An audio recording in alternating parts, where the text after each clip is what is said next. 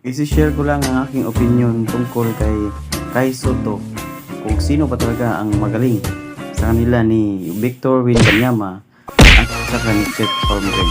Pero bago yan, kailangan mo munang mag-subscribe, like at pagpipindot na rin sa notification bell para updated kayo sa ating mga bagong video. Pro kay Soto tayo, pero kailangan natin maging totoo. Si Kai Soto kasi, para sa akin, siya yung pinakamagaling sa tatlo. Si Victor Wembanyama, nabigyan lang siya ng tamang oras at saka tamang playing time.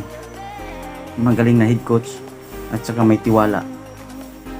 Si Kai Soto naman, kung mababasin nyo sa mga laro niya, dito na tayo sa usapang NBA na karir niya. At saka saan bang team siya pwede.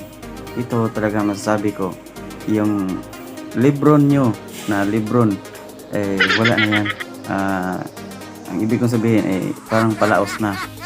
Kailangan niya ng matibay na center na mautak na katulad ni Kai Soto na galing sa Pro League, sa Japan, sa NBL, Australia. Kaya hindi naman siya basta-basta mapiling fans MVP dyan kung hindi siya magaling. Dahil tisoy lang siya o ano, hindi. Dahil may laro siya. Kailangan niya lang ng time. Yung Lakers magcha-champion yan pag kinuha si Kai Soto. Kasi yung niyan, si Davis matanda na. Marami pang injury. Si Lebron matanda rin, walang katuwang. Pag kinuha nila itong si Kai Soto, yan ang pangnapat kay Victor Wembanyama at saka ni Chet Holmgren. Talagang kakainin lang ni Kai Soto yan. Wala yung mga yan.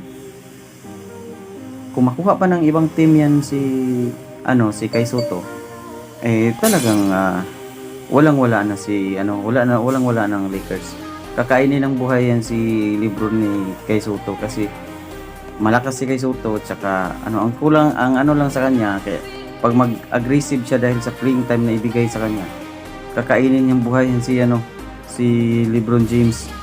Wala yan. Nakapaglaro na po siya kontra sa mga veteranong ex-NBA player at saka sa mga professional league.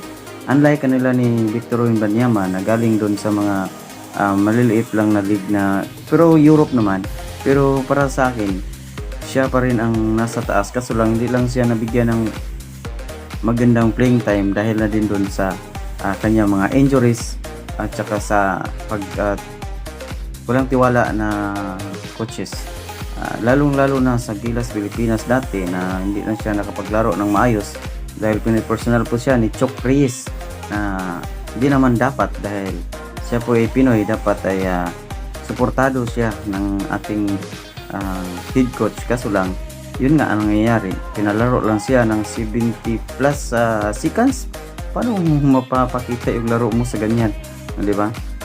Siguro alam na ni Chok Reyes na mayroon siyang alam naman talaga ni Chok Reyes na mayroon siyang back injury, pero ang problema doon, pinipersonal siya ni Chok Reyes dahil sa mga drama niya. Si Kai Soto meron siyang 12 points and 6 rebounds versus China ng World Cup sa limited na oras. Si Wembanyama 29.9 minutes, 19.9 points and 8.6 rebounds sa ngayon. So, anong ibig kong sabihin?